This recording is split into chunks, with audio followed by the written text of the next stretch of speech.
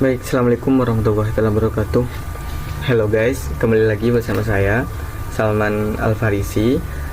Kali ini saya akan mempresentasikan materi tentang COVID 2019 yang diampu oleh Bapak Aang Kisnu Darmawan di mata kuliah Audit dan Tata Kelola Sistem Informasi. Kali ini saya akan menjelaskan tentang apa itu COVID 2019, tujuan dan tahapan penerapan COVID, serta penerapan audit dan tata kelola sistem informasi bagi mitra terkait yang akan dijelaskan oleh saya, Salman Al-Farisi.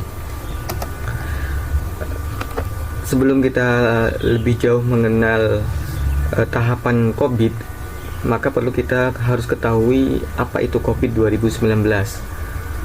COVID merupakan Control Objective for Information and Related Technology atau disingkat dengan COVID 2019, adalah suatu kerangka kerja dan panduan yang dikembangkan oleh ISACA, Information System Audit and Control Association. Jadi ISACA ini merupakan asosiasi audit seluruh dunia untuk manajemen dan pengendalian teknologi informasi TI dalam organisasi.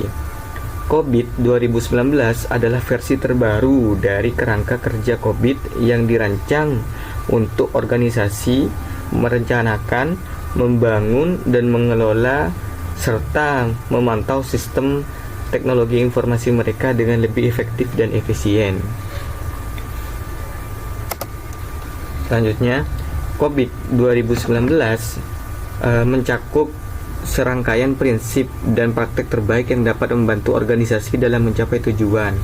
Yang pertama, tujuan COVID adalah manajemen dan pengendalian TI, membantu organisasi dan mengendalikan aset TI mereka dengan baik sehingga sesuai dengan tujuan bisnis dan kebutuhan pengguna. Dan yang kedua adalah kepatuhan dan keamanan. Maksudnya, COVID membantu organisasi dalam memastikan bahwa sistem TI mereka mematuhi regulasi dan standar keamanan yang berlaku, yang sangat penting untuk melindungi data informasi yang sensitif. Selanjutnya, yang ketiga adalah pengukuran kinerja. Maksudnya di sini adalah memberikan panduan tentang bagaimana mengukur kinerja TI sehingga organisasi dapat mengidentifikasi area untuk perbaikan. Dan yang keempat adalah manajemen risiko. Manajemen risiko ini adalah membantu organisasi dalam mengidentifikasi, menilai, mengelola risiko yang terkait dengan penggunaan teknologi informasi. Dan yang kelima adalah pemahaman penggunaan TI. Pemahaman ini yang dimaksud adalah COVID membantu pemangku kepentingan terhadap eksekutif atau senior dalam memahami peran dan dampak teknologi informasi pada organisasi. Yang keenam adalah perbaikan dan berkelanjutan. COVID mendorong organisasi untuk mencari cara-cara terus-menerus untuk meningkatkan manajemen dan pengendalian TI mereka. Jadi, kerangka kerja COVID dibagi menjadi beberapa domain dan praktek yang mencakup berbagai aspek manajemen TI, termasuk perencanaan, akuisisi, implementasi, dan pengoperasian, serta pemantauan.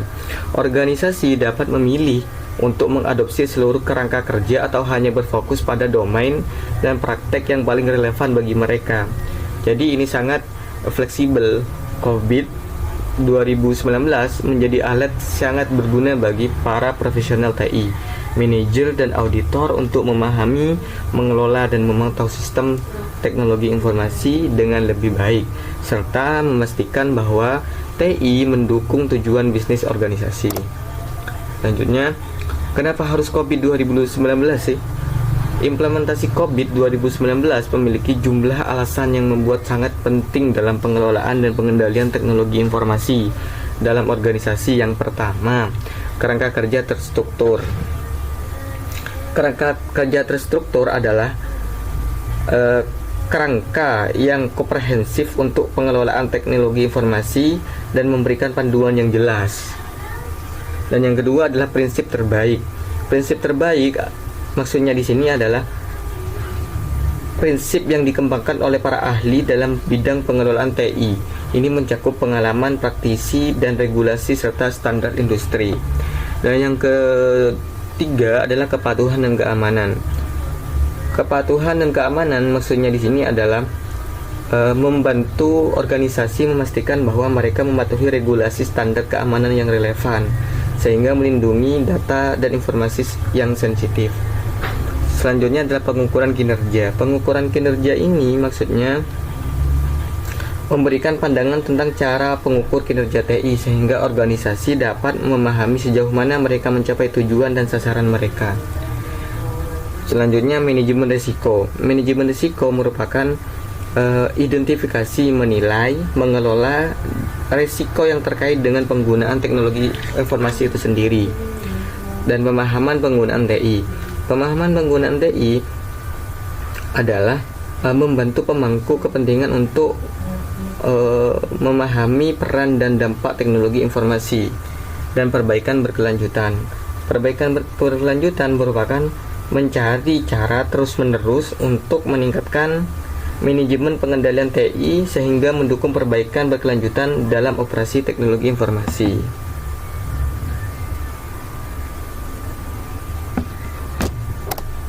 Tahapan penerapan COVID itu ada secara khusus ada 6. Yang pertama, memahami kebutuhan bisnis, mulai dari identifikasi tujuan bisnis, pemahaman yang kuat tentang visi misi dan strategi organisasi. 2. Penentuan domain relevan. Tentukan domain COVID-19 2019 paling relevan dengan tujuan dan kebutuhan organisasi yang menjadi mitra. 3. Pemahaman praktek-praktek. Pemahaman praktek-praktek ini adalah penelusuran praktek yang terkandung dalam domain yang Anda pilih.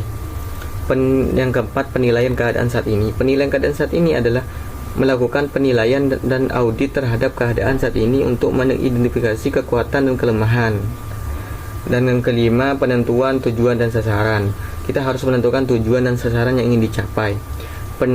Perancangan solusi. Perancangan solusi ini adalah membuat rencana solusi untuk mencapai tujuan dan sasaran yang dimaksud. Yang ketujuh adalah implementasi. Implementasi adalah rencana yang telah dirancang dalam operasi organisasi. Yang kedelapan adalah pemantauan dan pengukuran. Kita harus memantau kinerja dan pengukuran hasil implementasi. Yang kesembilan adalah evaluasi dan perbaikan. Evaluasi inilah tujuan untuk sasaran mencapai sesuai dengan rencana. Dan 10 adalah pelaporan dan komunikasi. Komunikasi dan pelaporan ini adalah perbincangan dua arah antara pemangku kepentingan dan relevan dan organisasi yang dimaksud. Dan ke-11 adalah pemantauan kontinu, yakni lanjutan pemantauan dan perbaikan secara berkelanjutan. Dan ke-12 adalah penerapan dalam seluruh organisasi.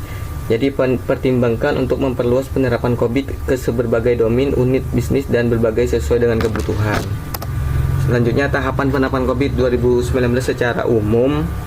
Ini ada 3. Yang pertama, stakeholder different needs. Yang kedua, enterprise goal. Yang ketiga, alignment goal. Dan yang keempat, government and management object. Jadi kesimpulannya adalah COVID 2019 adalah kerangka kerja yang memberikan banyak manfaat bagi perusahaan dalam pengelola TI mereka.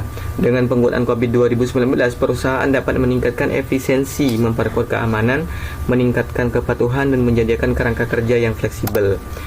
Mungkin itu saja presentasi singkat dari saya di mata kuliah audit dan tata kelola STI yang diampu oleh Bapak Angkisno Darmawan. Sebelum saya tutup, saya masih ada pantun. Kesepian tanpa kekasih, sekian dan terima kasih. Pamekasan 18 Oktober 2023. Kurang lebihnya mohon maaf. Wassalamualaikum warahmatullahi wabarakatuh.